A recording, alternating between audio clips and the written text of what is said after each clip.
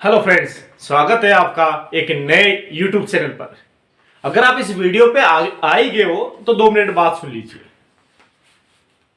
हम जब भी कभी किसी कंपटीशन की तैयारी करते हैं तो हमने अक्सर यही देखा है कि हम जब भी किसी बड़े प्लेटफॉर्म के वीडियोस को जब हम देखते हैं तो उनमें से जिन प्रश्नों को हम पढ़ते हैं या जिस टॉपिक को हम पढ़ते हैं, क्या उनमें से कितने प्रश्न हमने आज तक परीक्षा में देखे। उनमें से वो प्रश्न परीक्षा में हमें देखने को मिलते हैं जो उन्होंने नहीं पढ़ा है, या फिर कुछ एक पॉइंट ही उनके उनके टॉपिक में से हमें पढ़ने को मिलते। क्योंकि इसका कारण सीधा सा ये कि फ्री वाले जो यूट्यूब चैनल पर वो जो अपने वीडियो अपलोड करते हैं उनमें उन सारी चीज़ों को मेंशन नहीं करते हैं। क्योंकि यदि वो उस फ्री के वीडियो पर सारी चीज़ों को मेंशन करने लग गए तो उनका जो पेड प्रमोशन करने वाले जो वीडियोज होते हैं, जो उन्होंने अलग से एप्लीकेशन बनाई होती है, उनको कौन देखेगा, उनको कौन खरीदेगा, या फिर उनकी ऑफलाइन क्लासों में कौन जाएगा।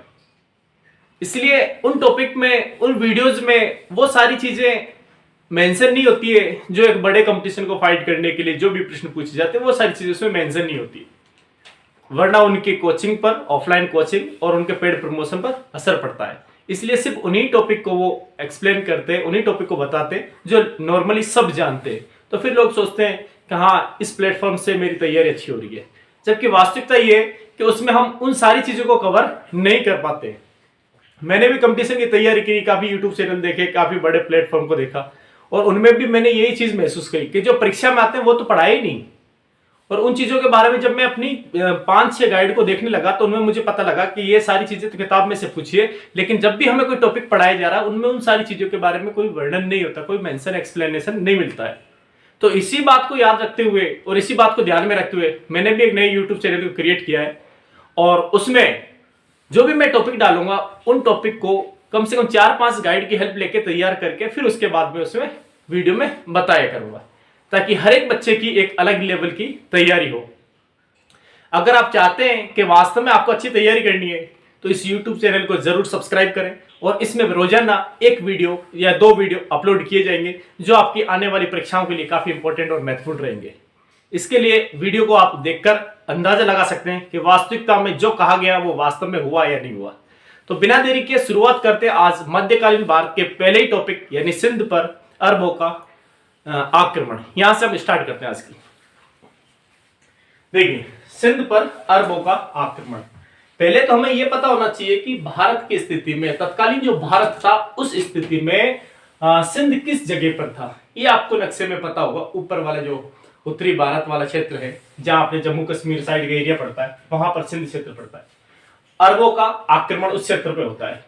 तो उसके क्या तात्कालिक कारण क्या थे और उस समय भारत की राजनीतिक स्थिति क्या थी, इन सभी चीजों के बारे में हम एक्सप्लेन करेंगे, तब हम इसको पढ़ना शुरू करते हैं। देखिए, सबसे पहली चीज तो यह है कि सिंध पर जब अरबों का आक्रमण हुआ था तो इस चीज का स्रोत कौन है, यानी इस चीज की जानकारी का स्रोत कौन है। तो इस चीज के बारे में हमें एक पुस्तक से प्राप्त होता है जिसका नाम है चर्चनामा। किस पुस्तक से हमें इसकी जानकारी मिलती है? चर्चनामा। चर्चनामा क्या है? ये एक अरबी भाषा में लिखा हुआ ग्रंथ है। किस भाषा में लिखा है? अरबी भाषा का ग्रंथ है ये। अब एग्जाम में हमसे इसका राइटर यानी इसके लेखक के बारे में पूछ लिया जाता है। तो जो मूल चर्चनामा है ना, मूल इसका जो लेखक है उसके बारे में कहीं भी कोई मेंशन नहीं है, कोई एक्सप्लेनेशन नहीं है। तो इसका जो लेखक है वो क्या है? अज्ञात है, यानी कि अपने जो ग्रंथ है वो सब इसके बारे में मौन है। इसका जो मूल लेखक है उसका कोई नाम नहीं दिया जाता है। लेकिन कहीं कहीं पर आपने इसके लेखक का नाम भी जरूर पढ़ा होगा, और उस लेखक का नाम आपने पढ़ा होगा अली अहमद। क्या नाम पढ़ा होगा? अली अहमद। लेकिन आपको एक जानकारी के लिए बात बता दूं कि मूल जो चर्चनामा अरबी भाषा में लिखा गया था इसका लेखक किसी को पता नहीं, अज्ञात लेखक माना जाता है। लेकिन इसको पुनः अरबी भाषा से पुनः अरबी भाषा में ट्रांसलेट करने वाला पहला जो व्यक्ति था वो अली अहमद था। तो मूल चर्चनामा का लेखक, उसके बारे में जानकारी नहीं है, लेकिन इसी चर्चनामा को पुनः अरबी भाषा में अनुवाद किया करने वाला जो व्यक्ति था वो कौन था? अली अहमद। इसके बाद में इस चर्चनामा को फारसी भाषा में ट्रांसलेट किया गया है। किस भाषा में?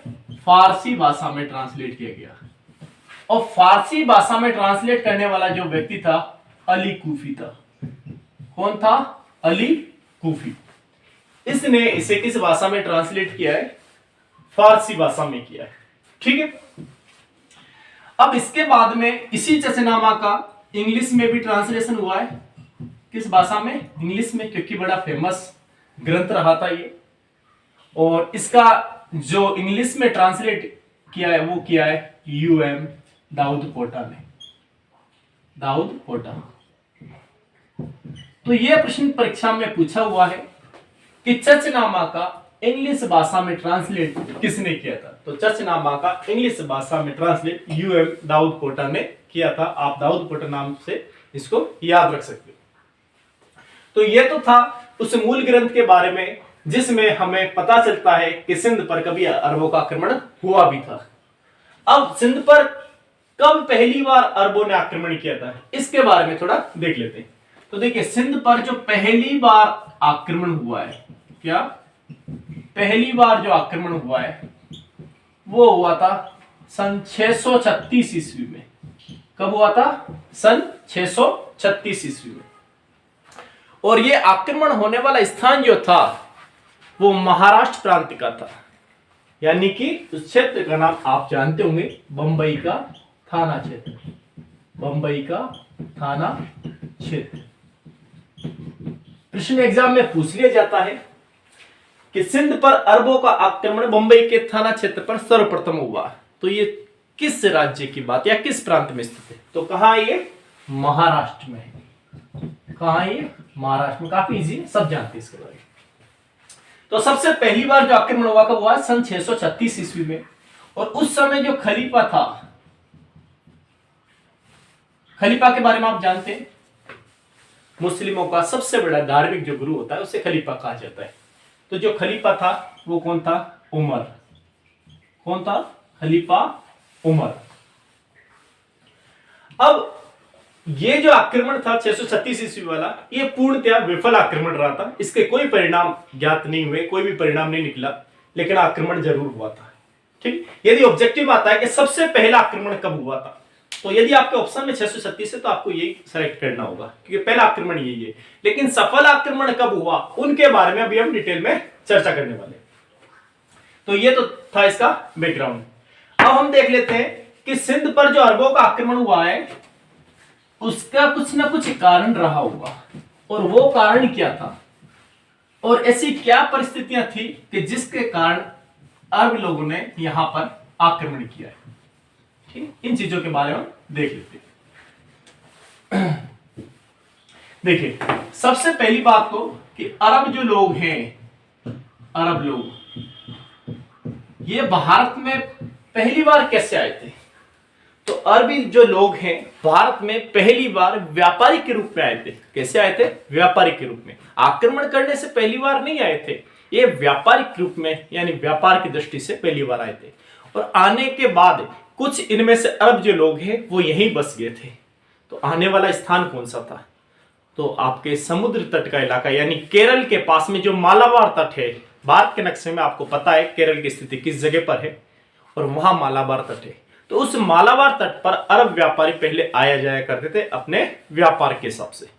ठीक, तो ये व्यापार के हिसाब से आए थे। ऑब्जेक्टिव में ऐसा प्रश्न बन के आ जाता है, क्योंकि जैसे लेक्चरर एग्जाम है या नेट स्लेट का एग्जाम है या आरएस आईएएस वाला जो एग्जाम है, उनमें इस टॉपिक को काफी डिटेल में पूछ लिया जाता है। तो अरबी जो लोग हैं भारत में सबसे पहले कैसे आए थे? व्यापारिक के रूप में आते हैं। जैसे अंग्रेज भारत में आए थे उसी प्रकार ये भी भारत में व्यापारी के रूप में आए थे।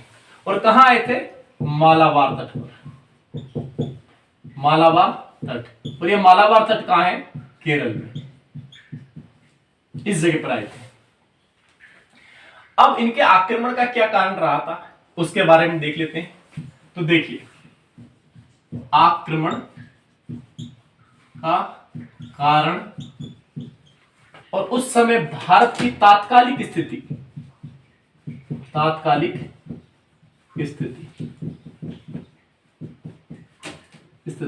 ठीक है, इस चीज के बारे में देख लेते हैं। देखिए, आक्रमण का कारण भी देखेंगे, तात्कालिक स्थिति देखेंगे। तो सबसे पहले ये देखते हैं सिंध पर उस समय किसका शासन था। सिंध पर। तो सिंध पर उस समय ब्राह्मण वंश का शासन चल रहा था। किसका शासन चल रहा था? ब्राह्मण वंश का। और इस ब्राह्मण वंश के शासन की स्थापना करने वाला जो व्यक्ति था, यानी इसका ब्राह्मण वंश का जो संस्थापक था, वो कौन था? चाच था।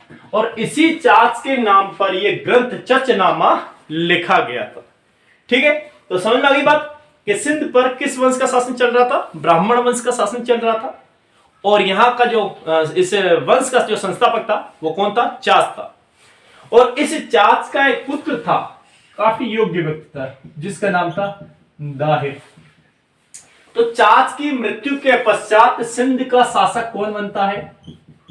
सिंध का शासक, सिंध का शासक दाहिर था। अब होता क्या है, उस समय परिस्थितियां ये बनती है कि ये भारत का मैप है, समझने की दृष्टि से देखिए। हाँ जी, बस आपको समझाने की दृष्टि। यहां केरल वाला क्षेत्र है, यहां श्रीलंका है। तो यहां से अरबी जो लोग हैं वो इस हिसाब से, आपने अरब की स्थिति देखी होगी, यहां से अरबी लोग इस हिसाब से इस समुद्र मार्ग से व्यापार करने के लिए कहां आते हैं? श्रीलंका आते हैं। श्रीलंका से व्यापार करते हैं और इस क्षेत्र से गुजरते हुए यहां से जाते हैं। तो यहां इस क्षेत्र में, सिंध क्षेत्र में देवल बंदरगाह है। कौन सा बंदरगाह है? देवल। मैं इधर मेंशन करता हूं, देवल बंदरगाह काफी इंपोर्टेंट बंदरगाह सिंध क्षेत्र में। तो इस देवल बंदरगाह के पास में इनके जो जहाज हैं, इन जहाजों को लूट लिया जाता है। यानी अरब के जो लोग हैं, इनके व्यापारिक जहाज है, उनको सिंध के देवल क्षेत्र में लुटेरों के द्वारा लूट लिया जाता है। तो अरब का जो सूबेदार था, जिसका नाम था अल हज्जाज, कहीं आपको मंसूर बिन हज्जाज के नाम से भी देखने को मिलेगा। तो अरब का सूबेदार कौन था उस समय? अरब का सूबेदार। आपको किसी भी टॉपिक को पढ़ने से पहले उसको अच्छे से एक्सप्लेन समझ लेना चाहिए, ताकि परीक्षा में किसी भी प्रकार का प्रश्न यदि पूछ लिया जाता है तो हम उसे आसानी से आंसर भी दे सकें, यदि बनकर भी प्रश्न आता है। तो ये तात्कालिक स्थितियों के बारे में अभी हम बता रहे हैं। तो अरब का जो सूबेदार था वो कौन था? हज्जाज था। हज्जाज, अल हज्जाज भी मिलेगा आपको कहीं कहीं, मंसूर बिन हज्जाज का नाम से मिलेगा, बात देखिए। हाँ, और उस समय जो खलीफा था, जो सबसे बड़ा खलीफा था मुस्लिम धार्मिक गुरु, उसका नाम क्या था? वाहिद था। खलीफा का नाम क्या था? वाहिद। तो अरबी लोगों के जो जहाज इस सिंध के देवल क्षेत्र के पास से गुजरते हुए और श्रीलंका तक आते थे, तो समुद्री लुटेरों ने इन जहाजों को क्या किया? लूट लिया। तो अरब के सूबेदार अल हज्जाज ने राजा दाहिर को पत्र लिखा और उससे कहा कि आपके क्षेत्र में हमारे समुद्री जहाजों को लूट लिया गया है, इसलिए आपको क्या देना होगा? इसका हर्जाना देना होगा। आपको इसका हर्जाना देना होगा। तो राजा दाहिर ने स्पष्ट रूप से मना कर दिया और कहा कि इन जहाजों का जो हर्जाना है वो मैं नहीं दे पाऊंगा, ये मैं नहीं दूंगा उसका, क्योंकि इन जहाजों को मेरी सेना ने नहीं लूटा है, बल्कि किसने लूटा है? समुद्री लुटेरों ने लूटा है। और समुद्री लुटेरे तो मेरे ही राज्य पर भी आक्रमण कर देते हैं, हमारी सेना को नुकसान पहुंचाते हैं, तो मैं आपके इस नुकसान का कोई हर्जाना नहीं दूंगा।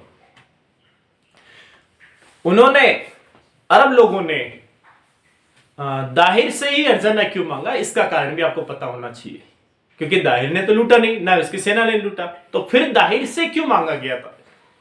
क्योंकि दाहिर के लिए वो प्रतिवर्ष टैक्स जमा कराया करते थे, और उस टैक्स को जमा कराने का मतलब यह है कि दाहिर के द्वारा उनके जहाजों की रक्षा की जाएगी, यानी प्रोटेक्शन मनी के रूप में आप कह सकते हैं।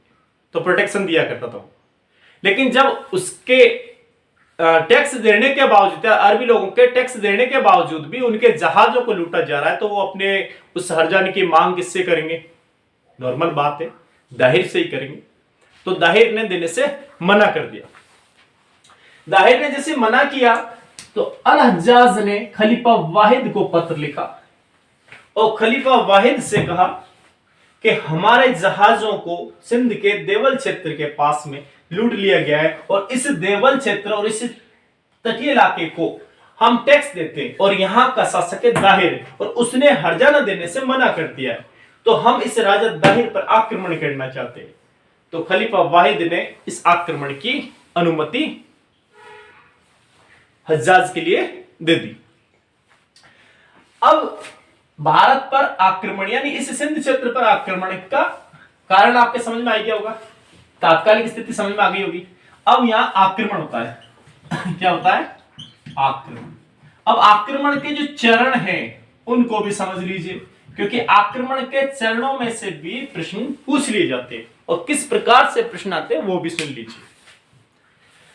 अब यहां पर पहली बार एक व्यक्ति को यानी अरब के सेनापति को भेजा गया और उस व्यक्ति का नाम क्या था? उबैदुल्ला। क्या नाम था? उबैदुल्ला। तो पहले नंबर पे जो आक्रमण करने आया वो कौन था? उबैदुल्ला। काफी योग्य सेनापति हुआ करता था अरबी सेना का या अरब के लोगों का। तो यह आक्रमण करने आता है, काफी सफल व्यक्ति था, लेकिन यह हार जाता है, यानी कि दाहिर से पराजित हो जाता है, यानी कि इसका जो आक्रमण है वो कैसा हो जाता है? विफल आक्रमण हो जाता है। और यह घटना कब की है? सन 711 की है। कब की घटना है? 711 की। मुझे पता है आप ये कहना चाहोगे या फिर आपके मन में ये आ रहा होगा कि सिंध पर अरबों का आक्रमण तो 712 में हुआ, लेकिन हम पहले की स्थिति के बारे में चर्चा कर रहे हैं, अभी मोहम्मद बिन कासिम नहीं आया है, तो 711 की घटना है ये। तो इसका आक्रमण विफल हो जाता है। इसके बाद दूसरे योग्य सेनापति जिसका नाम था वर्दुल। क्या नाम था? वर्दुल। इस वर्दुल को अरब सेना का नेतृत्व दिया गया और आक्रमण करने के लिए भेज दिया गया। वर्दुल की स्थिति भी वही हो जाती है, दाहिर से पराजित हो जाता है और यह भी इसका आक्रमण कैसा हुआ? विफल आक्रमण हो गया। अब दो बार अरब लोगों ने अपनी सेना भेजी, अपने योग्य सेनापतियों को भेजा है, लेकिन आक्रमण कैसा रहा? विफल रहा, पूर्णतः विफल रहा। लेकिन उनको तो आक्रमण करना है, राजा दाहिर को दंड देना है। अब उनके पास में कोई ऐसा व्यक्ति योग्य कुशल नेतृत्व करने वाला नहीं था जो दाहिर को सबक सिखा सके।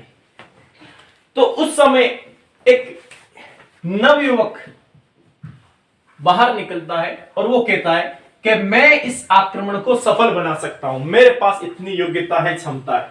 और वो तीसरे नंबर का जो व्यक्ति था वो कौन था? वो था मोहम्मद बिन कासिम। पहले और दूसरे नाम ये लिख दिया, उबैदुल्ला और वर्दुल, और तीसरे नंबर का व्यक्ति कौन हो गया? मोहम्मद बिन कासिम।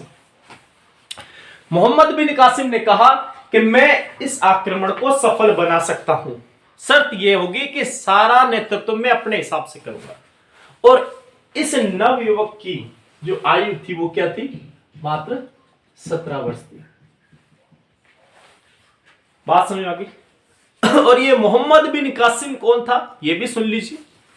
मोहम्मद बिन कासिम अरब के सूबेदार अल हज्जाज यानी इस हज्जाज का क्या था? दामाद था। ये कौन है? हज्जाज का दामाद। कौन था? मोहम्मद बिन कासिम। तो हज्जाज ने मोहम्मद बिन कासिम को आक्रमण करने के लिए यहां भेज दिया। मोहम्मद बिन कासिम यहां आक्रमण करने आता है 711 के अंत समय में, यानी कि दिसंबर के आसपास करता है। और जब यह आक्रमण करता है उस समय लगभग 712 ईस्वी हो चुकी थी। तो आपको एग्जाम में प्रश्न पूछा जाएगा सिंध पर अरबों का आक्रमण कब हुआ था, तो सन 712 ईस्वी आपको सेलेक्ट करना है। एनसीईआरटी में भी यही डेट दी हुई है, आरपीएससी भी यही डेट मानती है। आक्रमण का जो चरण है 711 से स्टार्ट हो गया था, लेकिन जो सफल आक्रमण हुए ना वो 712 ईस्वी में हुआ। ये चीज आपको ध्यान रखनी है। तो अपने एनसीईआरटी 12th की किताब में भी ये डेट मेंशन की हुई है। बात समझ में आ गई? हाँ जी। तो मोहम्मद बिन कासिम आक्रमण करता है। अब उसकी सेना में क्या क्या चीज थी इससे संबंधित प्रश्न पूछा हुआ। सन 2021 की बात है, सन 2020-21 के आसपास जो एग्जाम हुआ था लेक्चर फर्स्ट ग्रेड का, उसमें प्रश्न पूछा हुआ था कि निम्न में से कौन सा कथन असत्य है। इतना डीपली प्रश्न पूछा हुआ था। तो उसमें एक ऑप्शन ये भी था कि उसकी सेना में क्या क्या चीज थी। तो देखिए, उसकी सेना में ऊंट थे। क्या थे? ऊंट। अश्वारोही, अश्वारोही यानी कि घोड़े पर सवार सैनिक। इसके बाद क्या था? नौफता थे। नौफता, आप नौफता जानते होंगे, पत्थर फेंकने के, एक रस्सी में बांध के पत्थर फेंके जाते उससे, उसे नौफता कहते हैं, जैसे गोफन के नाम से भी जाना जाता है। तो नौफता थे। और इसके अलावा मंजानिक थे। क्या थे? मंजानिक और मैग्नल। मंजानिक और मैग्नल, ये बड़े बड़े इसके पास में हथियार थे। अब आप सोचो कि मंजानिक और मैग्नल क्या चीज है भाई। अगर बाय द वे ऑप्शन में पूछ ले जाए मंजानिक और मैग्नल क्या, तो मंजानिक और मैग्नल बड़े बड़े शिलाओं को, बड़े बड़े पत्थरों को फेंकने के औजार हुआ करते थे। जैसे कि आपने देखा होगा बाहुबली मूवी में बड़े बड़े पत्थरों को फेंका जाता है, एक बड़ी सी लकड़ी की मशीन होती है, उसके आगे गोल सा निशाना बना होता है, उससे पत्थरों को रखकर वो फेंका जाता है। तो उनको मंजानिक और मैग्नल कहा जाता है। तो ऐसे बड़े बड़े उस समय आधुनिक हुआ करते थे, ये मोहम्मद बिन कासिम अपने साथ लेके आए, क्योंकि इसकी मदद से, इन बड़े बड़े शिलाओं की मदद से किसी भी किले को आसानी से ध्वस्त किया जा सकता है। और काफी सारी संख्या में एक साथ इनको जब फेंका जाता है पत्थरों को, तो सेना को भी ध्वस्त किया जाता है। तो इस प्रकार उसने सफलता प्राप्त की। तो उसकी सेना में ऊंट थे, अश्वारोही थे, नौफता थे, मंजानिक थे और मैग्नल थे। इनसे उसे काफी हेल्प मिलती। जैसे बाबर पहली बार तोपखाना लेकर आया था, और यहां हमारे लोगों ने पहले तोपखाना ही नहीं देखा था, उसी प्रकार वो पहली बार ऐसा मंजानिक मैग्नल लेके आते जो यहाँ के लोगों ने नहीं देखा था। तो काफी लोगों क्षति भी, और फिर राजा दाहिर की हार की तरफ मैटर बढ़ता चला गया। हाँ जी, तो ये तात्कालिक स्थिति, आक्रमण के कारण, आक्रमण के चरण, ये चीज आपको सारी समझ में आ गई होगी। आप इनको साथ साथ चाहो तो नोट कर सकते हो, यह कहानी की तरह समझ लीजिए, आपको नोट करने की भी जरूरत नहीं पड़ेगी।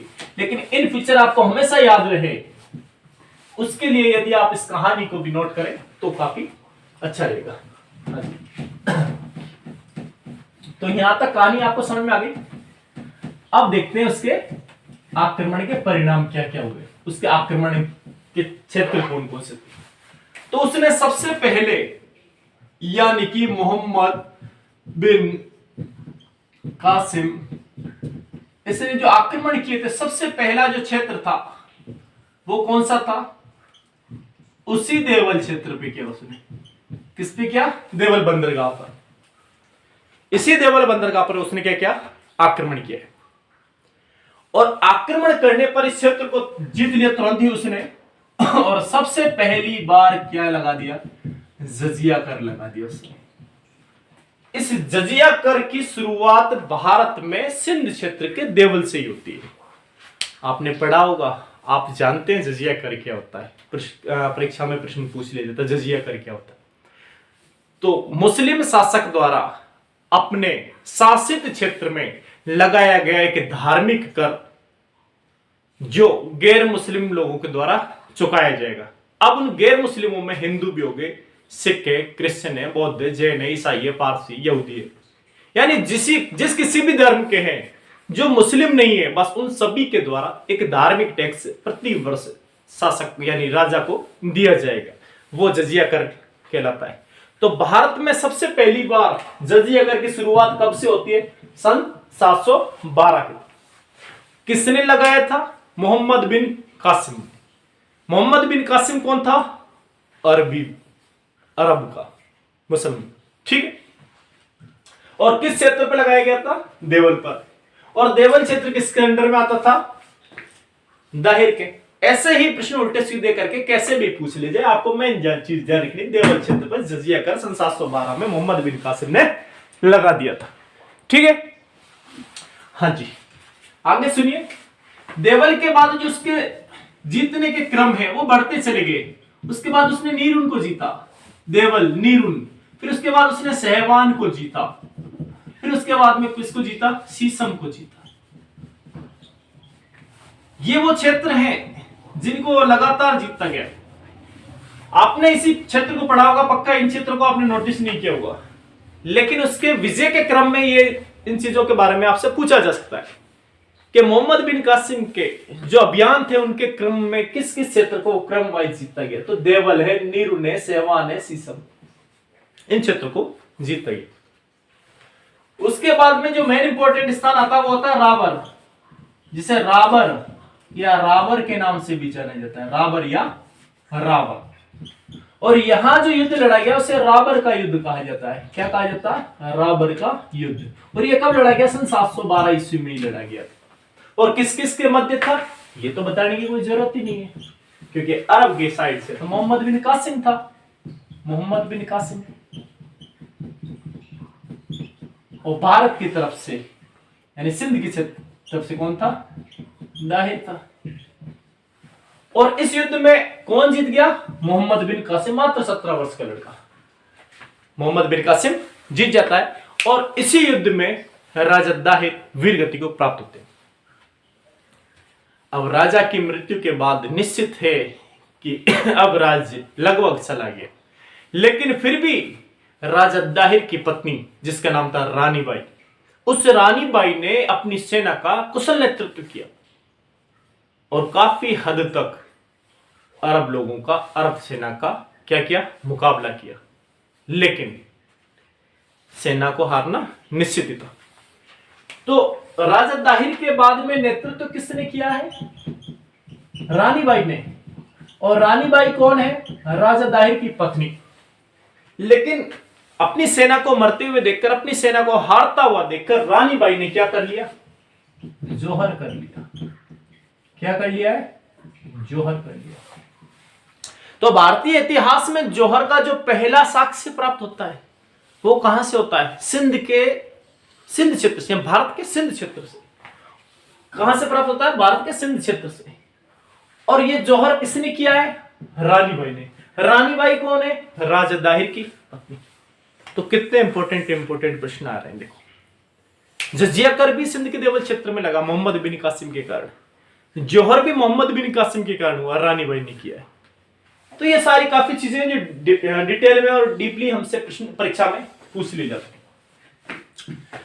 अब देवल हो गया, नीरू हो गया, सेवान हो गया, सीसम हो गया, रावर हो गया। रावर के युद्ध में दाहिर मारा गया है और रानी बाई ने जोहर कर लिया। इसके बाद में नया जो क्षेत्र है जिस पर वो आक्रमण करने वाला है, ये आक्रमण कर चुका, वो कौन सा है? ब्राह्मणाबाद। कौन सा क्षेत्र है? ब्राह्मणाबाद। और इस ब्राह्मणाबाद में दाहिर का पुत्र है।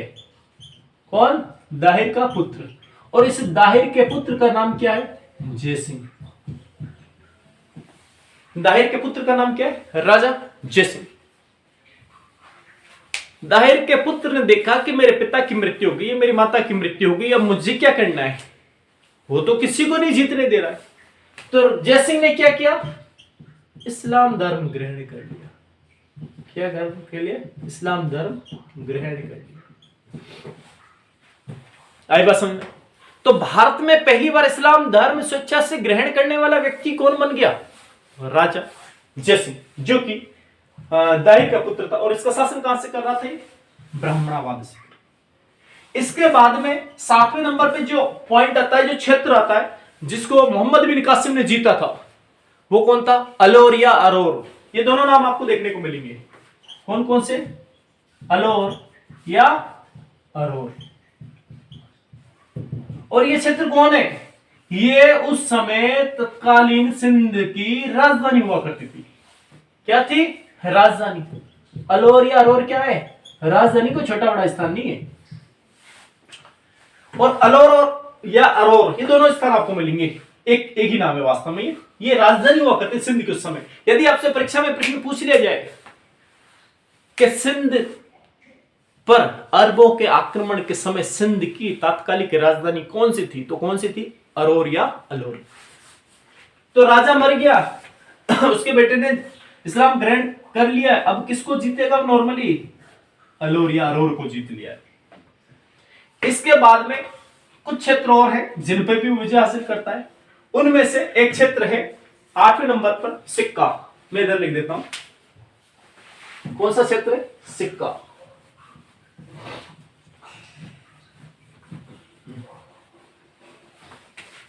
आठ नंबर का क्षेत्र आता है सिक्का।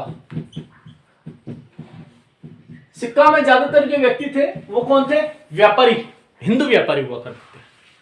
और इन्होंने सोचा राजा खत्म हो गया, उसके बेटे ने इस्लाम धर्म ग्रहण कर लिया और सारे क्षेत्रों को वो जीतता जा रहा, तो हमें कौन सा जीतने देगा। तो यहां के व्यापारियों ने क्या किया? स्वेच्छा से उसकी अधीनता स्वीकार करी और कौन सा धर्म ग्रहण कर लिया? इस्लाम। यानी सिक्का के जो लोग हैं, वहां के जो व्यापारी हैं, वहां के जो निवासी, उन्होंने क्या ग्रहण कर लिया? इस्लाम धर्म ग्रहण कर लिया और उसकी अधीनता स्वीकार कर ली। और लास्ट अभियान जो हुआ था, काफी इंपॉर्टेंट अभियान था और उसका नाम आपको याद रखना है, मुल्तान पर विजय। कौन सा? मुल्तान विजय। यानी कि मोहम्मद बिन कासिम ने जो सिंध क्षेत्र में, यानी कि इससे भारत पर जो आक्रमण किया था, उस समय जो जीतता हुआ जा रहा है, उनमें सबसे अंतिम जो क्षेत्र है वो कौन सा है? मुल्तान। और उस मुल्तान क्षेत्र से उसे इतनी अधिक मात्रा में सोना मिलता है कि इस मुल्तान का नाम ही बदल देता है और इसका नाम क्या रखा? स्वर्ण नगर रख दिया। क्या रख दिया? स्वर्ण नगर। परीक्षा में प्रश्न पूछा हुआ है, आप कंपटीशन की तैयारी करते हो, आपको पता होगा, परीक्षा में प्रश्न पूछा है कि निम्न में से किस स्थान का नाम स्वर्ण नगर के नाम से भी जाना जाता है? तो वो क्षेत्र कौन सा है? मुल्तान। ये आपको ध्यान रखना है। तो इतने सारे इसके मेन पॉइंट हैं जो आपको किसी भी चैनल के एनालिसिस में आप देख सकते हैं। इतनी डिटेल से नहीं पढ़ाएंगे क्योंकि उनको अपनी पेड क्लास चलानी है, उनको अपनी ऑफलाइन क्लास चलानी है। इन सारी चीजों को यदि यूट्यूब पर फ्री में डालने लगे तो उनके पेड क्लास और ऑफलाइन क्लासों में कौन मिलेगा, और हम जैसे लोगों का फिर सिलेक्शन कैसे होगा। और हमारे पास इतना टाइम नहीं होता कि हम इतनी सारी किताबों को एक साथ पढ़ें, क्योंकि हम तैयारी भी तभी करना स्टार्ट करते हैं जब परीक्षा आने से 3-4 महीने पहले। बाकी हम दूसरे सिलेबस के अकॉर्डिंग दूसरे सब्जेक्ट की तैयारी करने में लगे रहते हैं। तो इसीलिए इन सारी चीजों को मेंशन करते हुए, काफी मेहनत करते हुए मैं वीडियो बना रहा हूं। और यदि आपको वीडियो पसंद आए और वीडियो पसंद आ रहा है तो चैनल को सब्सक्राइब जरूर करें और वीडियो को लाइक करें, हो सके तो अपने दोस्तों के साथ में शेयर भी करें। हाँ जी। तो देवल, नीरून, सेवान, सीसम, रावर, ब्राह्मणवाद, अलोर, अरोर, सिक्का, मुल्तान, इन सारी चीजों को जीतने के बाद में अब हम कह सकते हैं कि सिंध पर अरबों का जो आक्रमण है वो कंप्लीट हो जाता है। 711 से स्टार्ट हुआ था और 712 में इस क्षेत्र को पहली बार जीता और 713 में मुल्तान विजय हुई थी। अब इसके बाद में उसका चैप्टर गया खत्म। अब इसके अंत के बारे में देख लेते हैं मोहम्मद बिन कासिम के, कि मोहम्मद बिन कासिम जो इतना सफल नेतृत्व करता हुआ, उसका अंत किस प्रकार हुआ।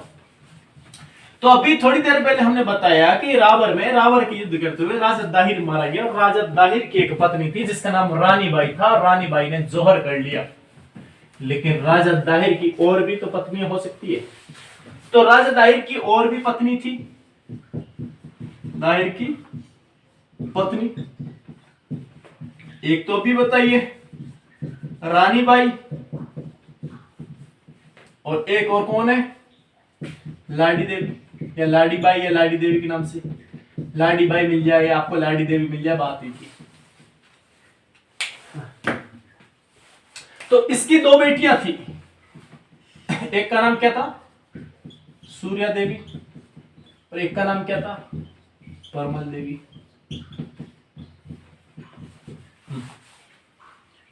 तो लाडी बाई की 2 बेटियां थी, सूर्या देवी, परमल देवी। उसने आक्रमण किया तो उसके परिवार के सदस्य को गिरफ्तार कर लिया और फिर उसके बाद में इनको कहां ले जाता है? अरब ले जाता है। और कहां ले जाता है अरब? खलीफा के पास में। और खलीफा कौन था? नाम याद है ना? वाहिद। खलीफा कौन था अरब का? वाहिद। उसके पास में सूर्य देवी और परमल देवी को भेंट करने ले जाता है। कौन लेके जाता है? मोहम्मद बिन कासिम। लेकिन इन दोनों ने कहा कि मोहम्मद बिन कासिम ने उनकी पहली असमत लूट लिए, यानी कि उनकी कौमार्यता को भंग कर दिया है। इस बात से खलीफा वाहिद क्या हो गया? मोहम्मद बिन कासिम पर क्रोधित हो जाता है, गुस्सा उठ जाता है, और खलीफा वाहिद मोहम्मद बिन कासिम को क्या दे देता है? मृत्युदंड दे देता है। तो इस प्रकार एक सफल सेनापति की उम्र कम होने के बावजूद भी भारत पर आक्रमण करके सिंध पर विजय हासिल करता है और इस बात पर खलीफा वाहिद उसे मृत्युदंड दे देता है, और इसी के साथ में मोहम्मद बिन कासिम की कहानी समाप्त हो जाती है। तो देखिए, एक कहानी कुछ इतिहासकार इसको बताते हैं, ये वाली, लेकिन कुछ इतिहासकार एक दूसरी कहानी और बताते हैं, उसको भी सुन लीजिए। और वो कहानी भी काफी इंपॉर्टेंट है। क्यों इंपॉर्टेंट है? क्योंकि उस कहानी का वर्णन किसमें दिया है? इस सचनामा में दिया है, जो दूसरी कहानी आपको सुनाने वाला। देखिए, अरब का जो खलीफा है वो कौन है? वाहिद। और इस खलीफा वाहिद का एक भाई है जिसका क्या नाम है? सुलेमान। खलीफा वाहिद का भाई कौन है? सुलेमान। और इस सुलेमान की अरब के सूबेदार हज्जाज से क्या है? शत्रुता है। खलीफा वाहिद का भाई है सुलेमान और अरब का सूबेदार कौन है? अल हज्जाज। इन दोनों में आपस में क्या बिल्कुल नहीं बनती, आपस में क्या है? शत्रुता है। और इस हज्जाज का जो दामाद है वो कौन है? मोहम्मद बिन कासिम है। कौन है? मोहम्मद बिन कासिम। तो निश्चित है जब मोहम्मद बिन कासिम का नाम इतना फेमस हो रहा है तो उस समय उसे गुस्सा आएगा। तो सुलेमान ने क्या आदेश जारी किया कि मोहम्मद बिन कासिम को गिरफ्तार कर लिया जाए। और गिरफ्तार करने के बाद में उसे लंबे टूर पे भेज दिया, यानी मेसोपोटामिया की जेल में ले जाकर उसे बंद कर दिया। और उसी मेसोपोटामिया की जेल में वो मर जाता है। तो इस प्रकार मोहम्मद बिन कासिम की मृत्यु हो जाती है। खैर, प्रश्न परीक्षा में ऐसे नहीं पूछा जाएगा कि मोहम्मद बिन कासिम की मृत्यु के क्या कारण है, फिर कहा इनके मोहम्मद बिन कासिम की मृत्यु पर कहानी लिखी, आप भी जानते हो, ऐसा तो कुछ पूछा ही नहीं जाता। लेकिन हमें नॉलेज तो होनी चाहिए ना कि वास्तव में उसके साथ में क्या हुआ था। तो ये कुल मिलाकर ये पूरा चैप्टर अपना कंप्लीट हो गया है। अब इनके अलावा कुछ फैक्ट्स हैं, कुछ तथ्य हैं जो भी परीक्षा में पूछ लिए जाते हैं, उनके बारे में हम चर्चा कर लेते हैं। ठीक है, देखिए, अब जो ये आक्रमण हुए हैं इनके बारे में भी इतिहासकार कुछ कहानियां बताते हैं और कुछ इतिहासकार अलग अलग अपने स्टेटमेंट देते हैं। तो उनमें से सबसे पहला जो व्यक्ति है उसका नाम है बुलजले हेग। ये आपको नाम जरूर याद रखना है क्योंकि आप इतिहास पढ़ रहे हो, काफी इंपॉर्टेंट पर्सन है इतिहासकारों में। तो बुलजले हेग ने कहा सिंध पर अरबों का जो आक्रमण हुआ है वो क्या है? आकस्मिक कथा मात्र है। आकस्मिक कथा मात्र, बस इतनी सी बात कह दी उन्होंने। यानी सिंध पर अरबों का आक्रमण आकस्मिक कथा मात्र है। क्या बात है? ये सही है, तर्क संगत है या नहीं, इस पर भी चर्चा करेंगे। पहले अगले स्टेटमेंट देख लेते हैं, फिर अपने विचार भी रखेंगे। दूसरा व्यक्ति है स्टेनले लेनपुल। दूसरा व्यक्ति कौन है? स्टेनले लेनपुल। काफी इंपॉर्टेंट पर्सन है ये, इतिहास में जगह जगह इनके स्टेटमेंट आपको मिलेंगे। तो स्टेनले लेनपुल ने कहा कि सिंध पर अरबों का आक्रमण परिणाम शून्य विजय रहा है। परिणाम शून्य विजय के नाम से पता चल रहा होगा आपको, यानी कि ऐसी विजय जिसका कोई मेन इंपॉर्टेंट परिणाम नहीं रहा है। ये दो स्टेटमेंट दिए गए थे दो इतिहासकारों के द्वारा। अब इनकी वास्तविकता के बारे में हम तुलना कर लेते हैं। देखो, बुलजले हेग ने कहा है आकस्मिक कथा मात्र है, और दूसरे जो अपने इतिहासकार स्टेनले लेनपुल इन्होंने कहा परिणाम शून्य विजय का है। और वास्तव में दोनों की बात काफी हद तक सत्य है, क्योंकि सिंध पर अरबों के आक्रमण से भारत में इतना इस्लाम धर्म नहीं फैल पाया था। भारत में इस्लाम धर्म तो तब फैल पाया था ना जब मोहम्मद गोरी ने आक्रमण किया था, और उसके बाद में उसने कुतुबुद्दीन ऐबक को रख दिया था, और कुतुबुद्दीन ऐबक के बाद में फिर इल्तुतमिश वगैरह काफी व्यक्ति आते गए और सल्तनत काल प्रारंभ होता है। तब से मुस्लिम धर्मों की स्थापना होती है, तब से होता है। ठीक है, तो इस प्रकार से इनके आक्रमण करने से भारत में इस्लाम धर्म का इतना उदय नहीं हुआ था, स्टार्टिंग हुई थी बस मात्र। तो ये दो इंपॉर्टेंट इनके स्टेटमेंट है, हमें बस इतना ध्यान रखना। परीक्षा में पूछ लेता है कि निम्न में से किस इतिहासकार ने सिंध पर अरबों के आक्रमण को आकस्मिक कथा मात्र कहा? तो बुलजले हेग ने कहा है। और निम्न में से किस इतिहासकार ने सिंध पर अरबों के आक्रमण को परिणाम शून्य विजय घोषित किया है? स्टेनले लेनपुल ने। अब एक लास्ट स्टेटमेंट है इसी टॉपिक का, वो देख लेते हैं, और वो कहा है आशीर्वाद लाल श्रीवास्तव ने। किसने कहा है? आशीर्वाद लाल श्रीवास्तव ने। और इन महोदयों ने कहा है कि भारत पर या सिंध पर अरबों का जो आक्रमण था उसका मेन कारण धर्म प्रचार करना था। क्या था? धर्म प्रचार करना। यानी कि आपसे यदि परीक्षा में प्रश्न ऑब्जेक्टिव के रूप में यदि पूछ लिया जाए कि निम्न में से किस इतिहासकार ने सिंध पर अरबों के आक्रमण को धर्म प्रचार करने का कारण बताया, तो किसने बताया? आशीर्वाद लाल श्रीवास्तव। जबकि वास्तविकता क्या पता क्या रही, और हमें पता है, हमने पढ़ा है, तो हम भी अपने स्टेटमेंट दे सकते हैं।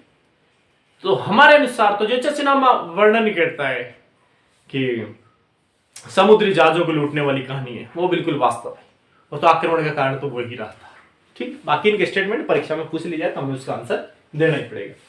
अब इन आक्रमणों के पश्चात में और इन स्टेटमेंट देने के पश्चात में कुछ ना कुछ और परिणाम भी निकले होंगे। अब वो क्या परिणाम रहे हैं उनके बारे में भी चर्चा कर लेते हैं, फिर अपना चैप्टर खत्म होने की तरफ है। देखिए परिणाम, ये बात तो आपको स्टार्टिंग बता दी थी कि अरब जो लोग हैं वो भारत में सीधे इस आक्रमण के तहत ही नहीं आए थे।